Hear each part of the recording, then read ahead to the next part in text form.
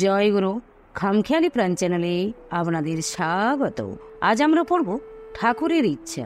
লিখছেন শ্রী শিবরাম আচার্য। জয় গুরু। কিন্তু পড়া শুরু করার আগে আমি আমার সকল গুরু ভাই বোনদের জানাই শুভ নববর্ষের প্রীতি, শুভেচ্ছা, ভালোবাসা সহ জয় গুরু সম্ভাষণ।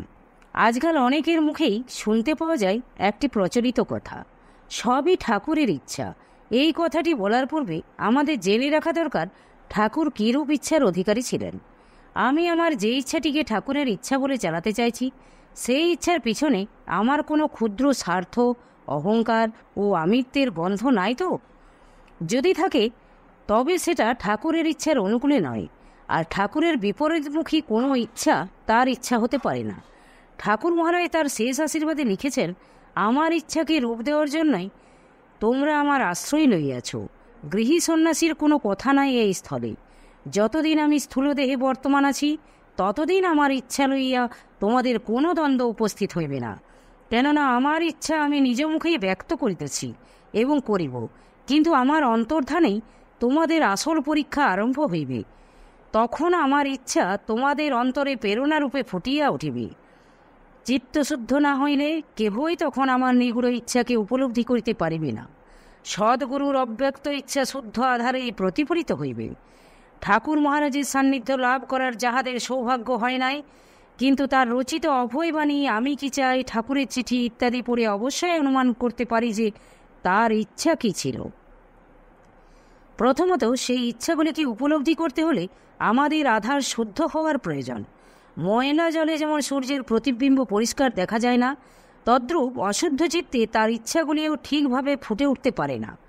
ঠাকুর মহারাজ তার ইচ্ছাগুলিকে দুভাগে ভাগ করেছেন। প্রথম ব্যক্ত ইচ্ছা, দ্বিতীয় অব্যক্ত ইচ্ছা। ব্যক্ত ইচ্ছা তো তিনি নিজ মুখে প্রকাশ করেছেন, কিন্তু তার অব্যক্ত ইচ্ছাকে জানতে হলে তাকে প্রকৃত ভালোবেসে তার কথাগুলির হৃদয় দিয়ে উপলব্ধি করতে হবে। আর ভালোবাসি বা ভালোবাসবো বললেই তো আর হলো না। তার প্রতি আমাদের ভালোবাসা তখনই ঘনীভূত হবে যখন আমরা তার ব্যক্ত ইচ্ছার কর্মযজ্ঞে আত্মাহুতি দিতে পারব, আর তখনই তার অব্যক্ত ইচ্ছাগুলি আমাদের হৃদয় মাঝে ফুটে উঠবে। ঠাকুর মহারাজ তাই তার ব্যক্ত ইচ্ছাগুলিকেই আমাদের ধ্যানের অবলম্বন করতে বলেছেন এবং আত্মস্থ ও সমাহিত হতে বলেছেন। তার কথাই স্থূল দেহ ছাড়িয়া আমি আমার ইচ্ছার সহিত মিশিয়া থাকিব। আমার ইচ্ছাকে যে রূপ দিতে পারিবে, সেই আমাকে যথার্থভাবে লাভ করিবে। ঠাকুর মহারাজের প্রথম এবং প্রধান যে উদ্দেশ্য, সেটি হল ধর্মের মধ্য দিয়ে এই অধঃপতিত জাতিকে উঠিয়ে তুলতে, এদের মধ্যে সেই ঋষি যুগের মহান আদর্শগুলিকে ফুটিয়ে তুলতে, সে যুগের ঋষিদের মতো মানব জাতিকে শ্রেষ্ঠ দান আত্মার স্বরূপ জ্ঞান দান করতে। এ যেন হারিয়ে যাওয়া সন্তানকে তার পিতামাতার পরিচয় করিয়ে দেওয়ার মতো। এখানে আমাদের বোঝার প্রয়োজন আছে যে ঠাকুর মহারাজ এই জাতিকে অধঃপতিত বললেন কেন। অর্থাৎ যে জাতির একবার উত্থান হয়েছিল তারই আবার পতন হয়েছে। আমরা জানি এই জাতি একদিন পৃথিবীর সমগ্র জাতির ঊর্ধ্বে অবস্থান করেছিল। এই ভারতবর্ষের বুকে জন্মগ্রহণ করেছিলেন ব্যাস, বশিষ্ঠ, সুখদেব, গৌতম, কনাদ, যাজ্ঞবল্ক্য প্রভৃতি আত্মজ্ঞানী ব্রহ্মবিদ ঋষিগণ। জনক, দশরথ, শ্রীরামচন্দ্র, ভরত প্রভৃতি পরার্থপ্রেমী রাজাগণ। গুরু ভক্তির উৎকৃষ্ট উদাহরণ প্রস্তুত করেছিলেন আরুণী, সত্যকাম, উপমন্যুর ন্যায় শিষ্যগণ। গুরু পরম্পরায় ভারতবর্ষের সনাতন ধর্মকে বাঁচিয়ে রেখেছিলেন তাদের উপযুক্ত শিষ্যগণ। ত্যাগ, তপস্যা, দান, দাক্ষিণ্য, হোম, যজ্ঞাদির মাধ্যমে জগৎকে নিষ্কাম কর্মের শিক্ষা ভারতবর্ষ দিয়েছিল। এই মাটিতেই জন্ম নিয়েছিলেন জ্ঞানাবতার শিবস্বরূপ শঙ্করাচার্য ও প্রেমাবতার গৌরাঙ্গ মহাপ্রভু। ভারতবর্ষই নারী জাতিকে দেবী জ্ঞানে মাতৃত্বের স্থান প্রদান করেছিল। যত্র নার্ঘস্ত পূজ্যন্তে রমন্তে তত্র দেবতা। এই ভারতবর্ষের মাটিতেই রচিত হয়েছিল বেদ পুরাণাদের ন্যায় জগৎকে জ্ঞানালোক প্রদানকারী গ্রন্থ সকল।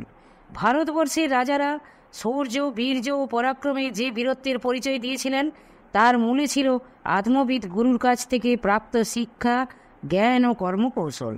ন্যায়, তর্ক, দর্শন, প্রযুক্তি প্রভৃতি বিদ্যায় মনীষীগণ ভারতকে বিশ্বগুরুর মর্যাদা প্রদান করেছিল।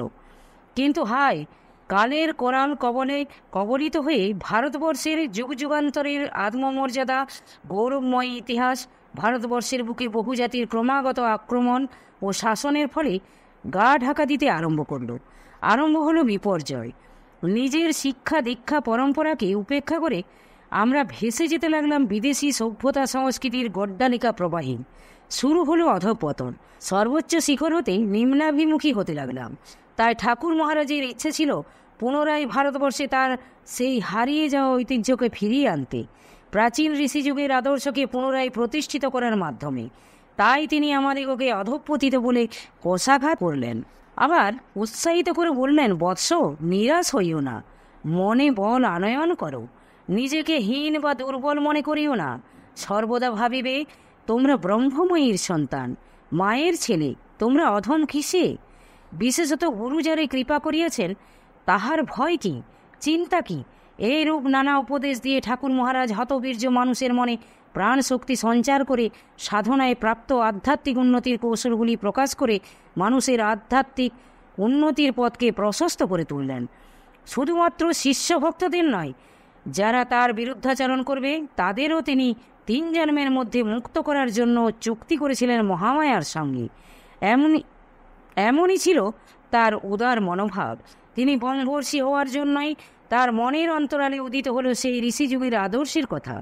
তিনি বুঝতে পেরেছিলেন মানুষের মনে দুঃখ দুর্দশার কারণটা কোথায়, এবং এটাও বুঝতে পেরেছিলেন এই ঋষিযুগের আদর্শকে পুনরায় প্রতিষ্ঠিত করতে পারলেই ভারতবর্ষকে সর্বপ্রকার অবনতির হাত থেকে রক্ষা করা যাবে। তন্ত্র, জ্ঞান, যোগ ও প্রেম চতুর্বিধ সাধন সিদ্ধ ও নির্বিকল্প সমাধিলব্ধ মহাপুরুষ অসাধারণ পরিকল্পনা নিয়ে দুর্বার গতিতে এগিয়ে চললেন মঠ, আশ্রম, সংঘ, সম্মেলনের মাধ্যমে মানুষের মনে সুপ্ত চেতনাকে জাগ্রত করে প্রেমের বীজ বপন করার জন্য।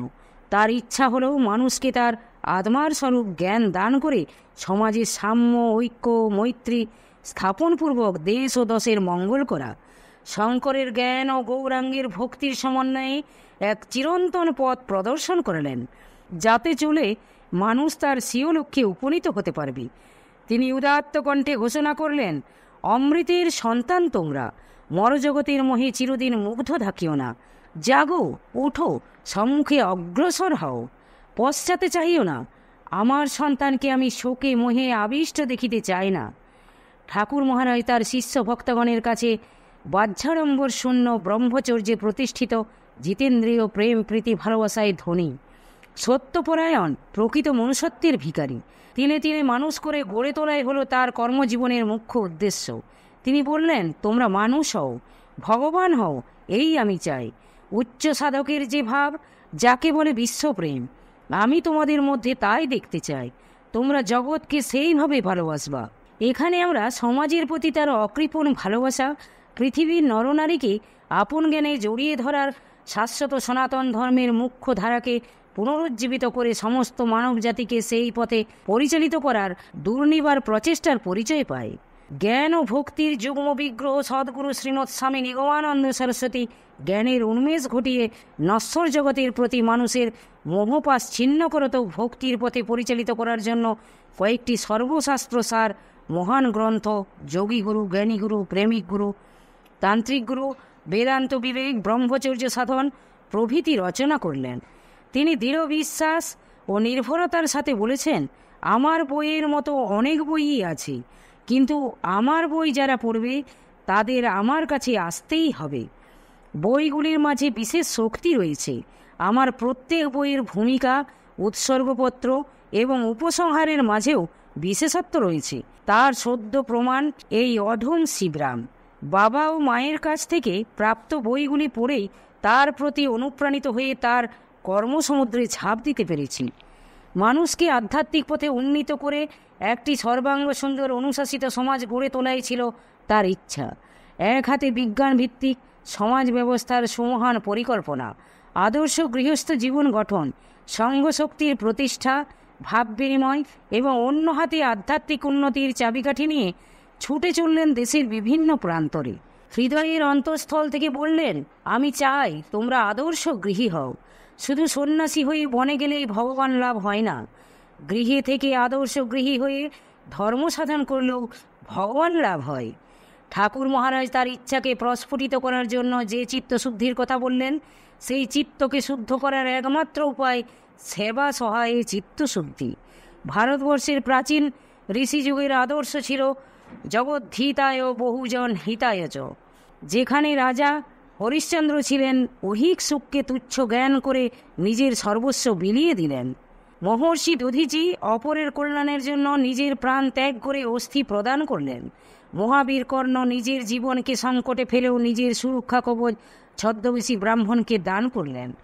তাই ভারতভূমি ত্যাগ ও তপস্যার স্থল, ইহাকে তপভূমিও বলা হয়।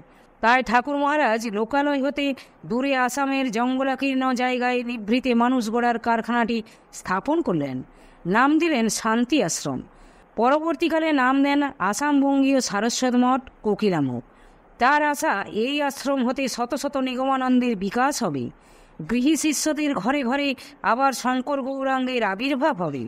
তাই ঠাকুর মহারাজের ভাবধারায় অনুপ্রাণিত হয়ে তার আদর্শ ও উপদেশকে শিরোধার্য করে যদি তার ব্যক্ত ইচ্ছাকে রূপ দিতে পারি, তবেই তার অব্যক্ত ইচ্ছা আমাদের শুদ্ধ হৃদয়ে বাণীরূপে প্রেরণারূপে ফুটে উঠবে। আর তখনই আমরা বলতে পারবো সবই ঠাকুরের ইচ্ছা। জয় গুরু, জয় গুরু। আজ এই পর্যন্তই।